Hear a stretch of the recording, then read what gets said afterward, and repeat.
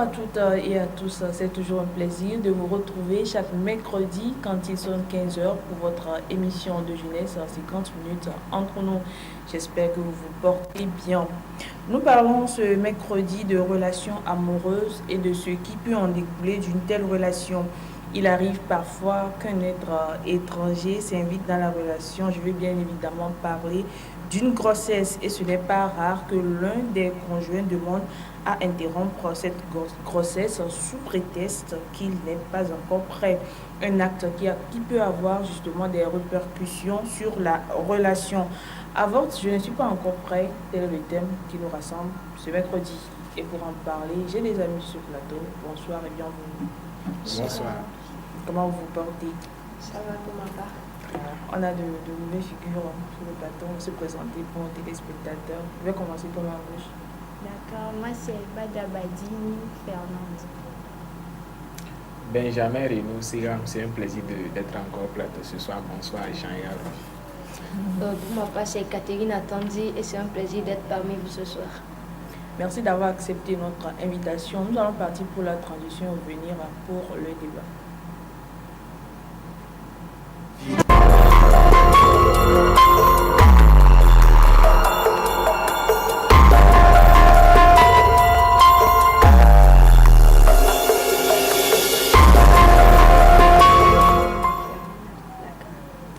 Voilà, retour sur ce plateau, nous parlons d'avortement dans une relation ou dans un couple.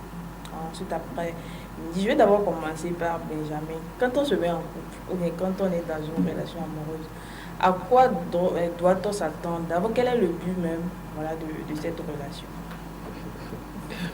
Cette question... Je te pose la question pour parce que généralement, c'est les hommes qui font le pas vers les femmes et tout cela. Cette question me fait rire parce que je me souviens encore de ce proverbe-là qui dit on veut aller au ciel mais on ne veut pas mourir. Ou encore, on veut faire des omelettes sans casser les œufs. C'est pour dire en fait que généralement ou encore normalement, si je dis généralement c'est ce qui se fait, mais normalement quand on se met en relation avec une personne de sexe opposé, parce que l'homosexualité n'est pas encore légalisée chez nous ici, je vais parler de l'hétérosexualité, quand on se met en relation avec une personne, le but c'est tout d'abord se compléter parce que la complémentarité s'invite. Et par après ou encore en outre, il y a le sexe qui vient, on ne va pas quand même dire, je n'ose pas dire que le sexe est mis en seconde position ou en second plan. Je ne vais pas non plus dire que c'est en filigrane, mais je vais dire que le but premier ou encore l'intention première, c'est la complémentarité. Voilà pourquoi les gens parlent de âme sœur. Et si nous voulons, tu peux être un peu plus chrétien ou encore religieux, nous dirons ce soir sur ce plateau que quand nous prenons les textes religieux, le mythe originel de la création du monde, on dit Dieu voyait qu'Adam se sentait seul et donc il a décidé de lui faire une accompagnatrice ou encore celle-là qui va, entre guillemets, lui faire éviter l'envie ou encore la solitude qu'il ressentait dans ce jardin d'Éden-là. Ceci dit, on comprend que quand deux personnes se mettent en relation, c'est certainement pour faire éviter l'ennui ou encore pour se compléter et s'entraider. Et le sexe et les autres choses, je vais les appeler actes sexuels. Catherine? Pourquoi se mettre en relation? Comme mon ami Benjamin vient de le dire, on se met en relation parce que, en tout cas pour ma part, je ne mets pas le sexe devant la relation. Je ne dis pas aussi que le sexe est marginalisé. Bien sûr que ce n'est pas marginalisé, mais on se met en relation, c'est pour la complémentarité. J'ai besoin d'une personne pour équilibrer mon temps de vie. J'ai besoin d'une personne à qui je peux parler dans les joies comme dans les pleurs. Une personne qui peut m'aider à devenir le meilleur de moi-même et c'est vice-versa, quoi. Et comme il a dit, les accessoires viennent, le sexe et tout ce qui va avec. Voilà. Mais pour ma part, je ne dirais pas qu'on se met en relation juste pour le sexe. Voilà. Voilà, si je vous ai bien compris, Benjamin, Catherine, le premier c'est la complémentarité, on peut se le Voilà. Fernande, à ton Oui, niveau. de mon côté, le but d'une relation, c'est d'abord pour éviter la solitude. C'est pour éviter la solitude. Et comme Benjamin a dit, c'est pour une complémentarité avec son partenaire. Ensuite, pour le sexe aussi, pour le plaisir. Parce que ça aussi, ça compte. Et bon, c'est ça quoi. Voilà, Fernande a dit le sexe, ça compte. Et je dis Benjamin. Catherine, je retourne vers vous. Alors, on va prendre un exemple. Vous êtes dans une relation et il s'avère qu'une grossesse survient, on va le dire ainsi. Et ton partenaire te dit, bon, je ne suis pas encore prêt, il faut avorter. Quelle est ta réaction face à cela? Ma réaction face à cela, déjà, la grossesse, quand ça vient, moi je dirais c'est la femme qui est plus démoralisée en fait. Qu'elle soit prête ou qu'elle ne le soit pas, la grande émotion, c'est la femme qui ressent ça, que ce soit la joie ou la peur ou la tristesse, c'est la femme. Mais là, je viens vers toi, je te dis, voilà, je ne suis pas encore prête et je suis enceinte plutôt. Tu me dis, tu n'es pas prêt en même temps d'avorter, tu n'as même pas pris le temps de réfléchir. Déjà, c'est pour moi... C'est un coup dur en fait. Voilà, c'est un coup dur en fait parce que c'est comme si on est dans une relation, mais on ne voit pas les choses de la même manière, quoi. On ne voit pas les choses de la même manière. Tu peux pas te donner, te permettre de visiter un cimetière en pleine nuit sans torche et ne pas vouloir te retrouver face à face avec un obstacle. Voilà. Donc, même si on doit arriver à la décision de faire un curetage, c'est pas comme ça, quoi. Tu dois me prendre le temps de réfléchir à la situation, on va réfléchir, on va peser le pour et le contre pour voir ce que ça va donner. Là, tu me dis, avant, je ne suis pas prêt, sincèrement, je ne pense pas pouvoir supporter quand même. Alors, dans le cas où il a justement pris du temps, il a bien réfléchi, il te dit, voilà, c'est la solution, qu'est-ce qu'il faut faire? C'est un peu difficile, hein? C'est un peu difficile parce que déjà, ma religion ne me permet pas de faire quelque chose comme ça. Je ne vais pas vous mentir, je peux dire demi-béninoise, demi-togolaise. Et je ne suis pas dans les trucs de coutumes et autres là, dans mon pays là-bas, mais c'est un truc que je ne peux pas faire quoi. Je suis toujours avec mes ongles là-bas. Donc si, le jour où je fais ça, je ne pense pas que je vais encore remettre les pieds au village et pouvoir avoir accès à certaines choses. Donc c'est une décision que je vais beaucoup peser. Je vais beaucoup peser, peut-être que je ne pense pas le faire en fait. Parce que déjà ma conscience, c'est un meurtre en fait. Un curetage, c'est un meurtre. C'est un meurtre parce que le bébé n'a pas demandé à être conçu. Tu ne veux pas avoir de grossesse, il y a les moyens de prévention. Il ne faut pas concevoir un bébé et puis l'éliminer comme ça, c'est pas bien. J'allais dire, il y a les miracles de Dieu, même si vous optez pour les méthodes contraceptives. Il faut utiliser les préservatifs et puis juste Fernande? Oui, de mon côté, on va parler un peu plus fort. L'avortement n'est pas une option chez moi. Comme Catherine l'a dit, c'est un crime parce qu'il s'agit de la vie d'un être. Et donc, si tu avortais, c'est comme si tu étais une criminelle. Du coup, il faut d'abord avoir une conscience pour peser le pour et le contre. Et bon, sûrement quelqu'un, je trouvais de l'aide, même si personne d'entre nous n'est encore prêt pour assumer cette grossesse. Et bon, sinon l'avortement, c'est pas une option. Option prohibée. Benjamin, alors tu es à la place des hommes sur le plateau. Quand vous dites que vous n'êtes pas encore prêt, vous faites allusion à quoi d'abord? Merci pour la question, Brigitte. Je pense que je voudrais rebondir sur ce que disait précédemment Catherine. Je suis tout à fait d'accord. Si on prend les émotions, quand on prend les émotions liées à la conception d'une grossesse, il y a 95% qui sont supportés par la femme parce que c'est avec elle que le fruit ou encore le résultat de l'acte sexuel est. C'est elle qui garde cela jusqu'à son terme. Donc, c'est vrai que les filles sont plus exposées, mais par rapport à cette question que vous venez de me poser, je pense là que le mot prêt là ou encore l'adjectif si vous voulez, parce que ce soit adjectif ou mot, prêt là voudrait dire qu'on n'est pas capable, qu'on n'est pas apte, qu'on n'a pas les reins solides pour assumer les responsabilités d'une grossesse, voire enfant. Parce que vous convenez avec moi sur ce plateau que quand, au terme d'une grossesse, quand on est maintenant, on dit la grossesse est un terme, c'est un enfant qui vient au monde, ce sont les dépenses pendant que le bol de maïs passe de 800 à 900, le carburant quitte 500 francs, 700, bientôt on va encore ajouter quelque chose, on ne sait pas. L'écolage maintenant à Lomé, si tu ne veux pas que ton enfant fréquente dans les écoles publiques, il va falloir que tu aies au moins petit 50 000 pour payer l'écolage. Mais après l'écolage, il y a aussi des dépenses. C'est pour dire en réalité que ce que la jambe masculine met dans je ne suis pas prêt, parce que j'avoue ce soir sur ce plateau que généralement ce sont les hommes ou encore les garçons ou les mecs qui disent souvent je ne suis pas prêt, il faut avorter. L'idée en partie vient majoritairement des hommes. Donc, quand on se sent incapable, entre guillemets, je mets incapable entre guillemets, quand on se sent incapable d'assumer sa responsabilité qu'on a engendrée il y a quelques temps, c'est là qu'on dit je ne suis pas prêt. Mais si vous permettez, je voudrais aussi me mettre peut-être dans cette peau féminine-là pour penser aussi, tout comme mes deux précédents, les deux qui viennent de me précéder, pour dire que l'avortement, certes, la religion a une conception de ce que l'on appelle avortement. Je voudrais aussi être peut-être religieux ce soir pour prendre le cas de nos amis musulmans qui, par exemple, dans la sourate 17, verset 32, je crois que je n'ai pas fait une grave erreur, sourate 17, verset 32, qui dit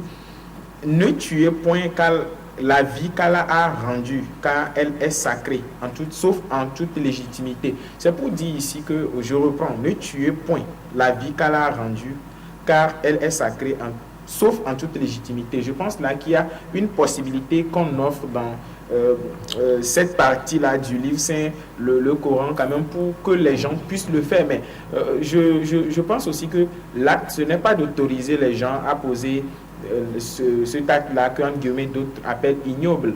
Il y a aussi l'autre côté qu'on doit voir. Quand nous revenons vers les chrétiens, le psaume 139 nous dit ou encore nous décrit la formation de l'enfant ou encore du fœtus déjà dans le sein de sa mère. Ce qui voudrait dire qu'il y a quelque chose déjà qui se passe et que c'est déjà sous contrôle de Dieu.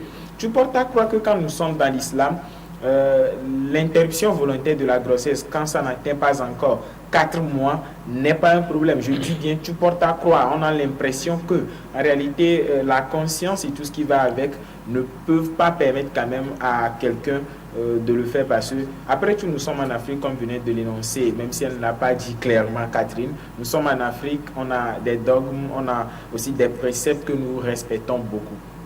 Alors Catherine, tu n'es pas pour, voilà, justement l'avortement. Alors quel peut être l'impact de ta décision sur justement votre relation? L'impact de ma décision, normalement ma décision ne devrait pas impacter notre relation, parce que si on s'est dit on est en couple, c'est parce qu'on a des objectifs qu'on veut atteindre, on a une vision en fait. Bon, je peux dire 80%, quand ils se mettent en couple, c'est pour dire ça va aller jusqu'au mariage. Donc en Afrique ici, le mariage, quand vous vous mariez, automatiquement vous devez avoir des enfants. Genre 99% des Africains, le mariage pour eux, c'est que vous devez enfanter quoi.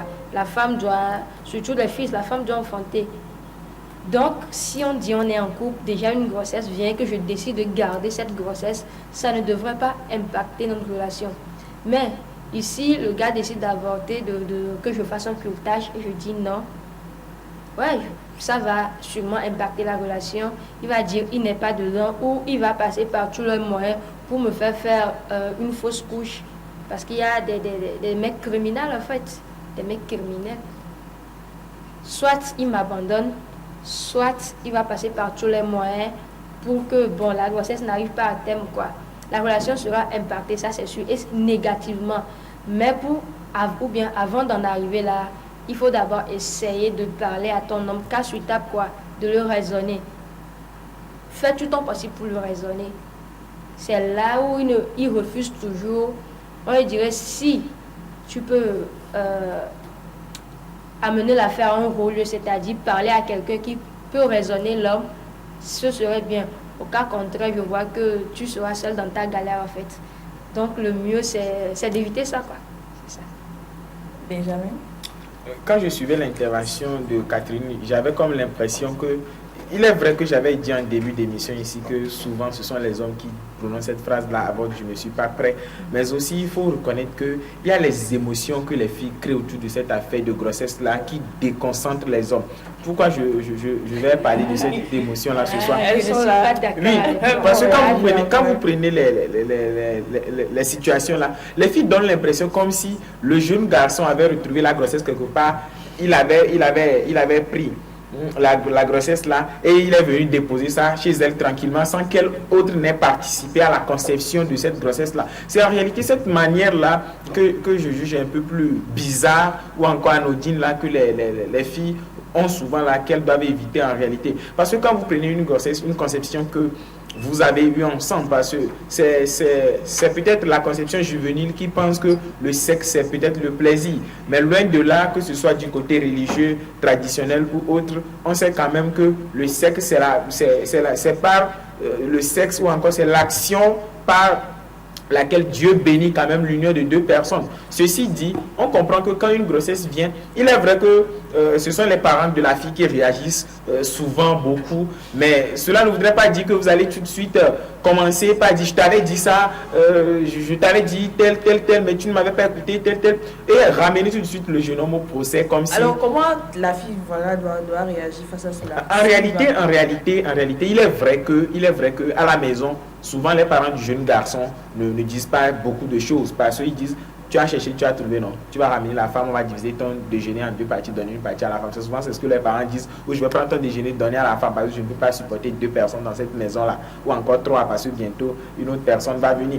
Mais les filles ne doivent pas, au nom de la réaction de leurs parents tout de suite, mettre une pression exorbitante sur le jeune garçon parce que nous sommes en Afrique. Et en Afrique, vous convenez avec moi que les responsabilités nuptiales sont assumées par l'homme. Même si aujourd'hui on nous dit 50%, ce ne sont que des histoires que les gens chantent dans des livres, dans des films, sur les plateaux de télévision, dans les colloques et tout. Mais la réalité, elle est là, on ne va pas quand même l'ignorer. Aujourd'hui, quand vous vous mettez en couple avec une fille, vous savez, a priori, que le mariage, c'est vous qui allez l'organiser. Elle n'est là que pour l'organiser de façon verbale. Vous savez que c'est vous qui allez payer la dot. Vous savez que c'est vous qui allez payer l'alliance. Vous savez que c'est vous qui allez payer les voitures de déplacement et tout. Même si en réalité, votre femme travaille. Parce qu'il y a cette conception-là africaine qui met la charge automatiquement sur l'homme. Et donc, au même moment que le jeune garçon est en train de penser à comment faire pour subvenir à ces consultations prénatales et ces dépenses qui tournent autour de la grossesse,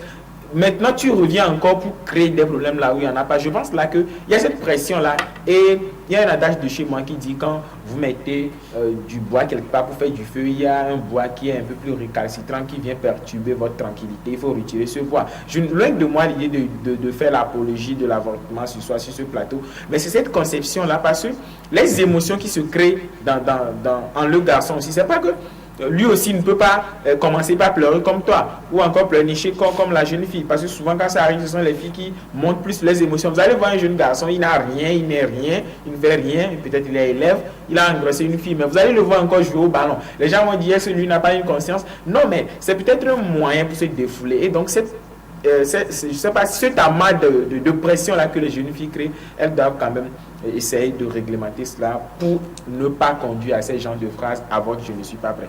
Fernand, tu as raison par rapport à ce que Benjamin a dit, la pression que les filles mettent justement sur les garçons dans ces circonstances-là. Non, je ne suis pas d'accord parce que c'est la fille qui est enfantée, c'est elle qui est le plus traumatisée. Donc, d'abord au début de la relation ou avant l'acte même sexuel qui a amené la grossesse, c'est les deux personnes, le garçon et la fille, qui ont consenti à ça et sûrement ils ont pensé à une conséquence que ça va dégager. Du coup, c'est pas la fille ne met pas de pression parce que le garçon aussi devrait s'attendre à ça. Et bon, c'est normal que la fille aussi réagisse si elle met la pression sur le garçon parce que bon, c'est elle qui sera... après tu vas porter la grossesse. Voilà, c'est elle qui sera plus blâmée, quoi, la famille, tout ça. Donc, je suis pas d'accord. Si je reviens à ce que tu as dit, le pourquoi vous trouvez que les filles vous mettent la pression, c'est à cause de votre, votre passivité par rapport à la situation. Tu mets quoi dans passivité? Tu vois, le choc émotionnel. Tu devais avoir tes menstrues aujourd'hui, c'est pas venu demain, après-demain. Tu penses que, la semaine passée on a fait ça, bien la semaine passée on a fait ça. Tu vas payer. Tu ne dis rien au garçon pour le moment. Tu vas être sûr d'abord. Tu vas payer le test, tu fais le test. Et voilà, les 2 traits sont là. Et déjà, quand tu vois les 2 traits, dans ton cœur, dans ta cage thoracique, c'est la tachycardie, quoi. Déjà, ton cœur bat. Tu réfléchis, tes idées traversent le monde, je t'assure. Et là, tu lui envoies la photo. Et genre, en fait, la réaction, les hommes, comme tu l'as dit qu'il va jouer au ballon, non. C'est un truc qui fait mal, en fait. C'est comme s'il ne pense... Je ne te coupe pas la parole, mais cette réaction que tu avais eue quand tu voyais les 2 traits là, c'est cette même relation que lui aussi a quand tu lui dis je ne vois plus mes règles. Mais en réalité, lui, il ne crée pas les scandales que toi tu crées. Ce ne sont pas des scandales que je crée. Ma maison, mes parents, je t'ai mis à l'école. Il a aussi des parents. Calmos, je t'ai mis à l'école là. Est-ce que c'est pour aller faire ça? Quand mon ventre va grossir, si je ne peux pas supporter de venir à l'école avec mon ventre, je suis obligée de rester à la maison. Tu iras tranquillement à l'école. Je vois déjà mon avenir fracassé. Voilà, chamboulé. Mes parents leur crient tout le temps. Parce que soyons d'accord qu'aucun parent ne va aujourd'hui dire, bon, si ma fille ramène une grossesse, bon, je ne vais pas la... Chaque jour que Dieu fait, tu vas entendre quelque chose. Et parfois, même il y a des filles qui font des fausses couches. C'est pas parce qu'elle a pris quelque chose, c'est le stress en fait. Il y a des études en fait. Si vous allez faire cette remarque, toutes les grossesses qui sont enfantées dans ce genre de situation, la fille subit de pression et tout, à la naissance, c'est une fille qui naît. Parce qu'il y a une étude scientifique qui prouve et démontre que les grossesses qui ont subi tellement de stress comme ça, ça engendre en fait une fille, quoi. Peut-être que si tu me crois pas, tu peux faire la recherche. Je m'inscris peut-être dans ta logique, mais le problème se situe que ce soit une fille, oui, que ce soit une fille. On va laisser Catherine terminer. La pression que la fille reçoit, c'est normal en fait. Parce qu'elle pense à tout. Est-ce que tu sais au moins qu'il y a une pression aussi au niveau du jeune garçon? Je ne refuse pas. Admets ça quand même avant qu'on ne continue. J'admets qu'il y a une pression de votre côté aussi. Mais le fait de dire que c'est la femme qui crée des polémiques, c'est ça que je n'ai pas aimé. Parce que la femme, elle est une être sensible. Un être sensible qui pense à chaque détail. En tout cas, moi, je pense à chaque détail. Qu'est-ce que ça va engendrer dans ma vie, socialement, côté religieux, les parents, la famille élargie, tout mon environnement. Je t'assure, ça pèse. Et là, je te vois jouer au foot. Tu penses que je peux supporter? Non, réponds-moi. Est-ce que tu penses que je peux supporter? Mais jamais répondre à la question. Jusque-là, je ne sais pas pourquoi est-ce que Catherine ne voudrait pas aussi accepter. Est-ce que tu penses non, que moi, je ne voudrais même pas penser à ce que tu supportes. Ouais, je voudrais en fait, quand je viens, je te dis, je me sens comme ça, que tu essaies de me comprendre. Toi, c'est ça. Non, pas ça, que tu essaies de me comprendre, que tu ne me dises pas, tranquille, ça va aller, je réfléchis, or que je te vois jouer au foot. C'est comme si... ça ne te faisait rien, quoi. C'est comme si ma vie qui partait en... genre, l'enfer qui s'ouvrait sous mes pieds ne te disait rien, quoi. J'aimerais voir aussi dans ton comportement, dans ta manière de faire, ta manière même de me parler. Oui, c'est ce que vous faites. C'est ce que vous faites finalement. Et vous voyez les jeunes garçons se mettre la corde au cou dans des chambres et tout. Parce que votre pression que vous créez autour de la chose devient compliquée. Vous allez autour de la chose. Oui, vous voyez le jeune garçon qui achète une petite corde chez Medira et puis il met ça dans la chambre. Il se pense. En réalité, vous devez aussi savoir que... Tu as des petits frères et petites sœurs. Non, tu as des petits frères et petites sœurs. Tu as vu comment ta maman a souffert lors de la grossesse. Je voudrais te dire quelque chose que cette affaire de grossesse, il faut que nous sachions quelque chose ce soir. Il n'y a pas que les filles qui subissent des pressions. Il y a de ses parents. Moi, j'ai une amie, quand on était au lycée en seconde, il avait engrossé une jeune fille.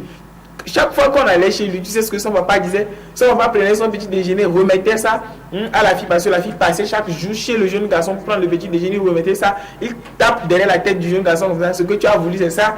Et à midi, quand on revenait à la maison, lui seul savait ce qu'il subissait. Et le jeune garçon là, il est parti maintenant. Il a dû délaisser ses études, il est parti se mettre dans quelque chose pour venir maintenant assumer la responsabilité. Mais je te dis que la fille mettait une pression insupportable, c'était de la chaleur entre lui et la fille. Tu vois un peu, c'est pour dire qu'en fait, il n'y a pas que vous qui ressentez l'émotion. Donc, ne pensez pas que vous êtes les plus sensibles au monde. Et donc, une fois qu'il y a grossesse, une fois qu'il y a problème en réalité, vous oubliez les bases ou encore les soubassements qu'on s'était posés au début de la relation, pendant que tu as l'air rose. Et vous me venez maintenant pour qu'on tue ou qu'on égorge encore un roi pour vous. Là, je ne suis pas d'accord. Avant de prendre ta réaction, Fernand, tu as quelque chose à ajouter par rapport à ce que tu dis? Oui, je pense que si le garçon le prend comme une pression jusqu'à ce qu'il prenne corps de ce point-là, c'est que oui, c'est un irresponsable d'abord parce que c'est un immature. Oui, il est immature. Il ne devrait pas se comporter ainsi parce que c'est bon. Toute chose a une solution. Il devrait s'asseoir avec la fille, genre consoler la fille, la réconforter, réfléchir à une solution et ne pas aller jouer au ballon. Je comprends que vous voulez en fait un garçon. Ok, je vous comprends, mais je pense là que vous voulez un garçon qui, au lieu d'aller travailler ou au lieu d'aller faire quelque chose, viendra rester à côté de vous. Il y a aussi de ces hommes qui vont venir rester à côté de vous et dire ça va aller, ça va aller. Non, on n'a jamais et à la fin, parce que il n'y a pas que l'émotion qui existe dans ce monde, il y a aussi d'autres choses. Il n'y a pas que l'émotion que nous devons tout le temps faire l'apologie de l'émotion. Oui, ça va aller. Et au lieu de chercher des solutions, peut-être que pendant que vous allez voir, si je vais encore revenir à l'exemple que je venais de donner par rapport à cet ami-là qui avait engrossé une fille pendant qu'on était en classe de seconde, qu'est-ce qui arrivait souvent? La fille criait à chaque bout de champ. Le jeune garçon, nous on était en série littéraire et la jeune fille était en série scientifique. Elle quittait leur balcon et venait jusqu'à sur notre balcon pour faire peur encore aux jeunes garçons, même en récréation. Tu vois un peu, en réalité, il y a un problème que nous oublions un tout petit peu, que je voulais vous rappeler encore, vous réitérer parce que je l'ai déjà fait. Quand vous venez à chaque fois pour mettre de la pression, ne pensez pas qu'il y a aussi, vous ne pensez pas un tout petit peu qu'il y a aussi des choses qui se créent en le jeune garçon. Parce que après tout, c'est lui qui doit être.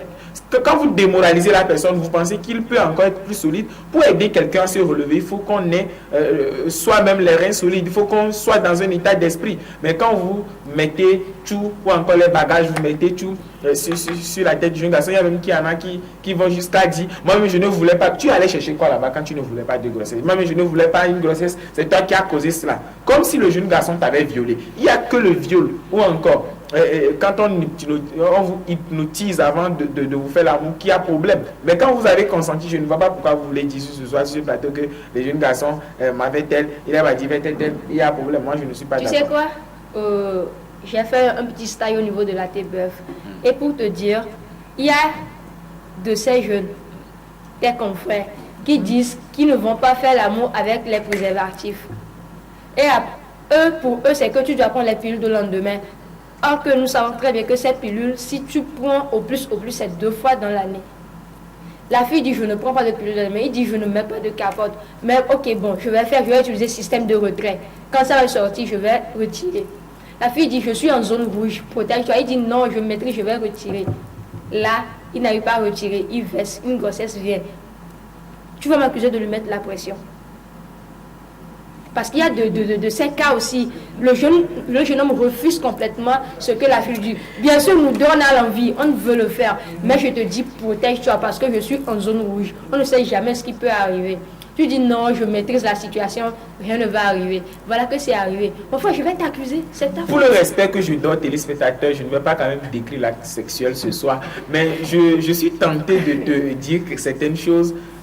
Même si le jeune garçon avait présenté une telle situation, la solution que tu avais proposée précédemment d'en parler à une autre personne, mais il n'y a que celui-là, Makaïti, ce Ivoirien-là disait ceci dans son retournant à nos sources, il n'y a que celui qui arrive à maîtriser cette pulsion sexuelle et sa mentalité sexuelle qui connaît où il va et ce qu'il veut faire. Ceci dit, quand le jeune garçon te dit cela, c'est pas parce que tu as les envies ou encore tu as des intentions sexuelles que automatiquement tu dois obtempérer. On n'est pas encore un tribunal où c'est le juge qui dit quelque chose ou encore le procureur qui dit quelque chose et vous acceptez. Non, loin de là. Mais si aujourd'hui, il y a de ces jeunes filles-là. Moi, je connais une personne, je ne vais pas donner son nom, j'ai eu une amie comme ça qui m'a dit une fois que elle autre déteste le préservatif. Vous voyez cette fille-là, oui, il y a de ces filles aussi. Maintenant, on ne va pas tout de suite mettre la balle dans le camp des garçons et dire que c'est vous, nous, c'est nous, les jeunes garçons. Non, loin de là, je suis quand même le seul coq sur cette base où je vais quand même rappeler. Donc, tu veux te faire voir, tu veux défendre ton... Alors, Fernand, quand ton partenaire te dit avorte qui n'est pas encore prêt, n'est-ce pas une preuve que ce dernier ne t'aime pas vraiment? Oui, s'il t'aime, il va supporter la grossesse. Qui ne m'aime pas. Sinon, s'il m'aimait, il devrait garder son calme. Il n'allait jamais dire d'avorter. Cela prouve qu'il n'a pas de considération envers moi, ou il n'est pas sérieux. Donc, il ne veut pas aller jusqu'au bout avec toi? Non, c'est juste. Bon, c'est ça quoi, il n'est pas sérieux. Et bon, si cela c'est une preuve que il voulait juste jouer avec la fille. Sinon, s'il était vraiment sérieux, il n'allait jamais le dire. C'est pas une option.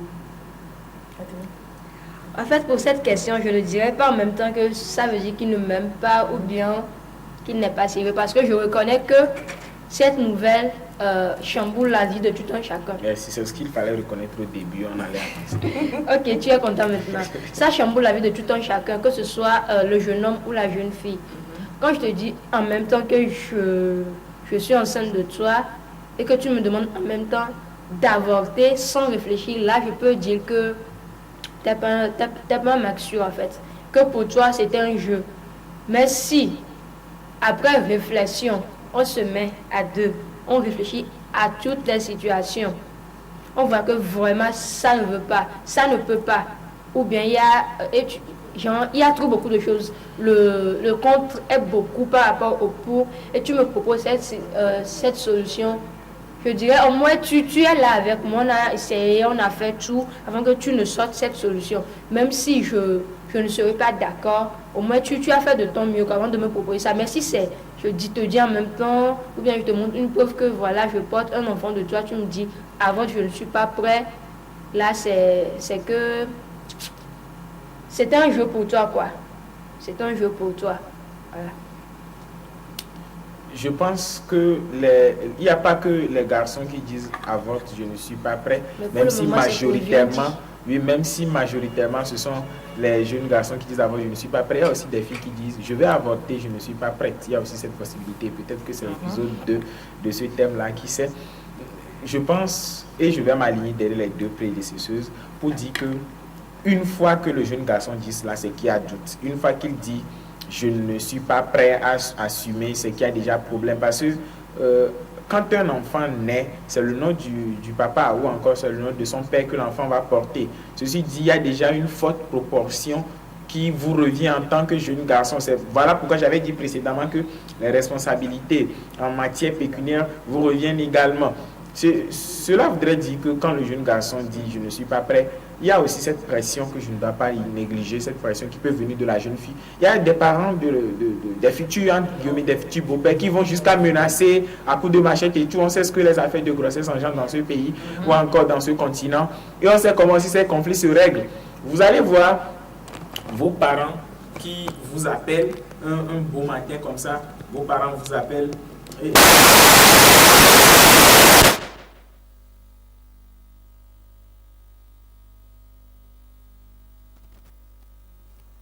Cette jeune fille-là, je disais à l'instant, tu connais cette jeune fille-là, tu dis oui, je connais bien cette jeune fille, on dit ok, vous voyez souvent, non, tu dis oui, ok, d'accord, et c'est réglé, on te donne la paternité de la grossesse tranquillement et posément comme ça.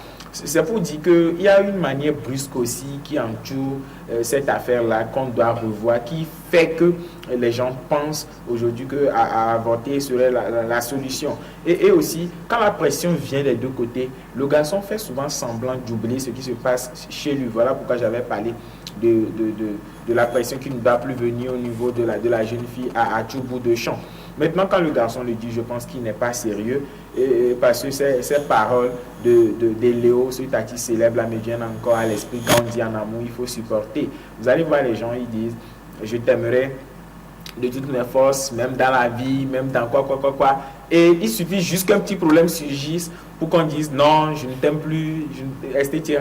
Ils vont se dire tous les mots possibles de ce monde. C'est pour dire en réalité que quand un problème survient, moi je dirais que cette grossesse serait peut-être un test pour votre tranquillité dans votre relation. Peut-être que le jeune garçon a un projet, parce que souvent quand les gens ont un projet de voyage là, on sait ce que ça donne. Quand ils ont un projet de voyage là, ils n'ont pas une grossesse avec la jeune fille. Ils ne reviennent pas, même quand ils reviennent au pays là, on sait qu'ils ne reviennent plus avec la fille. Ou quand la fille part comme ça là, elle revient, souvent ce sont les jeunes filles, quand elles reviennent là, elles trouvent un jeune garçon de l'autre côté, au Canada, en France, aux États-Unis, tout ce qui va avec, et elles oublient maintenant celui qui était là. Et donc les grossesses aussi, il faut le dire, même si ces choses là sont aujourd'hui considérées comme étant des obstacles à l'évolution de la vie des gens, ces grossesses là, nous on a connu, qui ont permis aux gens de sauvegarder leur actuel mari ou encore leur actuelle femme, et ça va. Donc pourquoi aujourd'hui se cacher derrière une irresponsabilité, je dis bien irresponsabilité, qui ne dit pas son nom et fuir sa responsabilité. Voilà, justement, tu as anticipé ma question, Catherine. Les femmes, bien les filles qui, bon voilà, elles n'ont pas de problème, hein. Le partenaire dit d'avorter, genre, elles suivent cette solution, quoi. Elles avortent juste pour prouver à leur partenaire qu'elles aiment. Que penses-tu de cela? En tout cas, si je n'étais pas sur un plateau, j'allais dire je m'abstiens de tout commentaire en fait. Vraiment, je m'abstiens de tout commentaire parce que à chacun sa vie, à chacun ses manières de penser, sa façon de voir les choses, de voir le monde. En fait, j'ai dit au début que j'étais contre en fait l'option de curetage. Mais reconnaissons ensemble qu'arrivé à un certain moment, comme tu l'as dit, ça semble être la meilleure solution en fait. Ça semble être la meilleure solution parce que la fille ne respire pas, le gars ne respire pas. Ou bien, déjà même, il y a d'autres qui décident de faire un curetage. La pression ne vient même pas encore. Hein. Mais, à force même d'imaginer ce qui va se passer, mieux vous arrêtez ça maintenant et puis tu restes là-bas. Il y a de tout ça.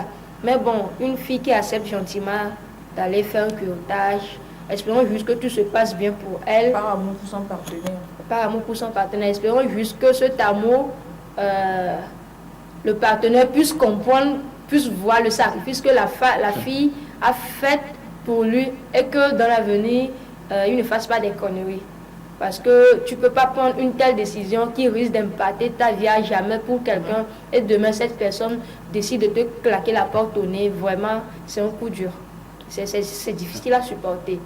Alors, je ne vais pas la juger, je ne vais pas la blâmer, mais elle a fait ce qui lui semblait normal à cet instant. Voilà. Fernand? Oui, de mon côté, si la fille accepte faire ça, soit c'est parce qu'elle est habituée à le faire, ou soit elle veut vraiment prouver son amour, l'amour qu'elle ressent pour le gars, parce que, bon, c'est avoir vraiment courage, parce que ça prouve qu'elle n'a pas peur, et peut-être qu'elle a déjà fait, du coup, et aussi, si, bon, elle pouvait refuser aussi, parce que ça dépend aussi de notre religion, quoi. Ça dépend aussi de la religion. Et si elle était, et en plus l'éducation qu'elle a reçue, si elle était serrée à la maison, bon, quelque chose comme ça, elle n'allait pas le faire. Donc, ça. Voilà. Benjamin? Je ne veux pas amener les téléspectatrices qui l'ont déjà fait au tribunal, mais je me permets quand même de leur dire ceci. Je ne peux pas, si j'étais une fille, je ne peux pas aucunement, ou bien je ne peux aucunement prouver mon amour à quelqu'un par un meurtre. Parce qu'au départ, ici, on avait posé cette base-là pour dire que une fois que vous faites l'interruption volontaire d'une grossesse, c'est que vous avez déjà commis un meurtre. Je veux aller en profondeur en étant un peu plus religieux. Les catholiques, chez eux, par exemple, qu'est-ce qui se fait? Ils vont jusqu'à au sacrement de la réconciliation qu'on appelle en d'autres termes la confession. Cela ne se fait pas chez un prêtre ordinaire. Il faut aller plus loin, il faut peut-être aller chez l'évêque. C'est pour dire que l'acte là n'est pas à minimiser. Récemment, la conférence des évêques du Togo, je ne me souviens pas exactement de la date, avait condamné avec la dernière fermeté et rigueur cet acte là. Je ne suis pas, je l'avais dit en début de mon intervention, que je ne suis pas en train de faire un procès ni de qui que ce soit, mais c'est pour dire en fait que ceux qui ont déjà l'intention, il y a certainement certains qui auront l'intention là pendant qu'ils sont devant leur petit écran en train de me suivre. Il faut qu'ils savent quelque chose. Un garçon, pour lui prouver son amour, tu n'as pas besoin d'avorter. Pourquoi? Parce que quand tu commets cet acte-là, il sait que une fois que tu es capable de supprimer une partie qui vit au-dedans de lui, tu peux le tuer lui-même un jour. Parce que, vous savez, je vais vous filer un secret ce soir, les jeunes filles, ne faites jamais l'erreur là. Un garçon, quand vous allez avorter, et plus tard, vous n'aurez plus d'enfant quand vous serez marié, il va vous dire, cet enfant-là, ce joli garçon-là, qu'on devait avoir, c'est toi qui l'avais tué. Cependant, c'est lui qui t'avait quand même donné le OK ou encore l'aval de le faire. Et donc, évitez de penser tout de suite à un maître, ou encore ne cherchez même pas à donner ne serait-ce qu'une seule raison ou encore une possibilité de raison qui puisse hésiter pour dire que c'est pour te prouver mon amour. Quand je prends 10 garçons, nous connaissons, quand je prends 10 garçons, quand vous faites cela, 9 vont vous quitter par après. Parce que il y a cette partie-là, n'oublions pas, la biologie nous a confirmé que l'enfant que vous portez, c'est une partie de lui. Et vous tuez cet enfant-là, c'est que vous êtes aussi capable de le tuer plus tard. Et vous lui mettez déjà une crainte. Parce que quelqu'un qui a été acteur, que ce soit actif ou passif de l'avortement, est d'emblée craint. Nous sommes en Afrique, quand quelqu'un vous dit j'ai avorté, cette phrase-là choque votre sensibilité. Ça choque même plus que je ne vois plus mes règles. Ces deux phrases-là, on peut les peser et dire que je ne vois plus mes règles ne fait pas trop d'effet. On sait que quand on vous dit je ne vois plus mes règles, vous pouvez vous asseoir sur la télévision, regarder votre fauteuil, c'est possible. Mais quand on vous dit j'ai déjà avorté, ça fait plus peur. Parce que la conception ou la religiosité ou encore la tradition africaine a interdit cet acte-là. Et dans les lacs, par exemple, quand une fille commet cet acte-là, je connais une localité où, quand une fille commet cet acte-là, il y a des cérémonies, des libations qui se font pour purifier son âme, pour racheter son âme, parce qu'on suppose qu'elle était à la lisière de la vie et de la mort. Et cette religion ou encore cette manière, cette croyance n'a pas tort. Il faut dire que la vie que vous venez d'interrompre n'est pas quand même une vie que vous pouvez laisser comme ça. Et je vais revenir encore pour dire, les catholiques vont jusqu'à demander des messes ou encore pour prier pour ces enfants. Dans la procédure de confession. Oui. C'est tout un parcours en fait. Le prêtre, tu viens, tu fais le début jusqu'à tu énonces tes péchés et là il te demande pas de réciter l'acte de contrition en fait. Il te parle, il te dit tout ce qu'il a à te dire, maintenant il t'envoie faire d'autres choses. C'est tout un parcours, ça peut te prendre 1 mois et plus. Tu demandes des messes à l'intention de tous les bébés avortés dans le monde, de ce que tu as fait, même si tu ne peux pas le dire clairement dans la demande de messe. Voilà, tu l'insultes d'une manière. Ça peut être une tridome ou bien une neuvaine. Voilà, il te donne des prières à faire, des rencontres, vous priez ensemble avant qu'il ne se décide à te demander de réciter l'acte de contrition et te donner maintenant la prière finale à aller faire. Mais tout en sachant très bien que malgré cela, voilà. Je me souviens encore quand on était enfant, quand les personnes âgées faisaient les libations. J'aime beaucoup cette poésie-là qui est récitée lors des libations. Il faisait des libations, il disait ceci, si je me souviens très bien, il disait qu'une femme enceinte nous vienne à la maison. C'était cette prière-là que les vieux faisaient. Au départ, nous, on s'en moquait, on disait, pourquoi est-ce qu'on peut prier qu'une femme enceinte, c'est pas vous qui avez engrossé, pourquoi est-ce que vous allez vouloir qu'elle vous vienne? C'est pour dire que la vie, elle est sacrée. Même au vu de ton développement que tu viens de faire, on comprend que n'importe quelle religion, que ce soit l'islam, le christianisme, la religion traditionnelle, le bouddhisme et tout ce qui va avec, condamne avec la dernière rigueur cette affaire d'avortement. Et je pense qu'on ne doit pas quand même donner une possibilité ou une raison pour encourager cette initiative. Alors voilà, rapidement, on va clore ce débat. Fernand, on va rappeler l'impact de l'avortement sur la santé de la fille. Oui, l'impact qu'un avortement peut avoir sur la santé d'une fille, c'est la stérilité et les pertes, l'hémorragie. Elle peut avoir une hémorragie qui peut durer des jours. Et la mort, elle peut mourir fatalement comme ça. Il y a beaucoup de conséquences. C'est pas bien quoi, c'est pas bien. L'avortement n'est pas bien. Je dirais l'avortement. Je sais que ce que je vais dire va choquer beaucoup de personnes. a des impacts. Elle peut avoir des impacts sur la vie de la jeune fille comme elle ne peut pas en avoir. Parce que si c'est ta première fois de faire un curettage, tu trouves une clinique, le gars il est bien dans ce qu'il te fait. Je peux dire, au niveau de la santé, tu n'auras pas d'impact en fait. C'est comme si rien ne s'était passé, il te prescrit ce qu'il doit te prescrire, c'est comme si rien ne s'était passé. Mais psychologiquement, c'est qu'il y a une faille. Et spirituellement aussi, il y a une faille. Et comme elle vient de le dire, tu peux aller, il y a différentes manières de faire un curetage. Tu peux décider de faire l'IVG médicamenteuse et c'est très dangereux en fait. Tu vas saigner pendant plusieurs jours, les douleurs, les maux de bas-ventre, tout ce qui va avec. Ou bien tu décides de faire l'aspiration parce que voilà, c'est une méthode aussi. Là, c'est comme si rien ne s'était passé. Mais après, si c'est mal fait, il y a des parties qui restent. C'est un corps étranger dans ton corps. C'est un peu comme la mère n'accepte pas de corps étranger. L'organisme humain aussi n'accepte pas de corps étranger tant qu'il n'y a pas une vie dedans. C'est les complications. Tu peux te retrouver avec la frigidité. Tu peux te retrouver si, avant d'aller faire ce curettage, le bébé était déjà vraiment très développé. Je suis un peu dans le domaine de la médecine, c'est pour ça que je donne ces détails. Voilà, des complications parce qu'on doit mettre des ciseaux, mettre le bébé en miettes, prendre des trucs pour le ramasser. En le ramassant, on détruit ta flore virginale. Cette flore-là qui tient l'œuf quand l'œuf se forme, avant que ça ne devienne un enfant. Voilà que la flore n'est plus là. Comment est-ce que tu comptes concevoir?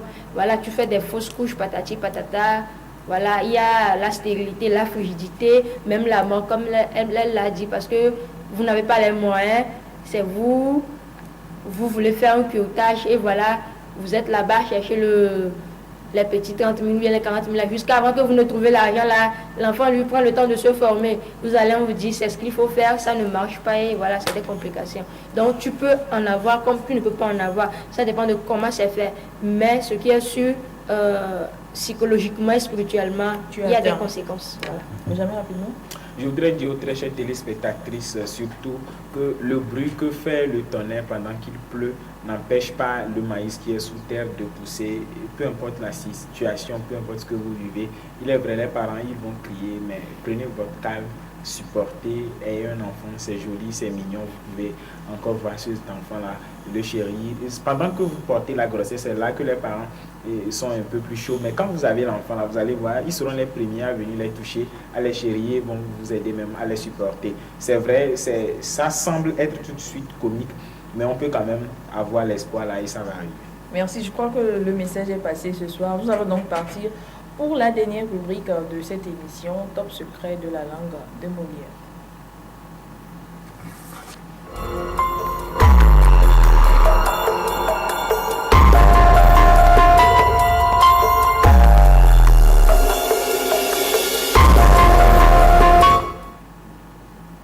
Voilà, retour sur ce plateau. Le mercredi passé, on vous a fait un étape par rapport à exactement, Molière était à la porte, mais notre technicien l'avait mis à la porte. C'est pour permettre à nos très chers téléspectateurs de suivre encore mieux Molière aujourd'hui, parce que parfois il faut se vrai. L'expression du jour, si la réalisation le permet, nous avons l'expression lancer le pavé dans de la mare. Lancer le pavé dans la mare ou dans de la mare. Les deux expressions se disent.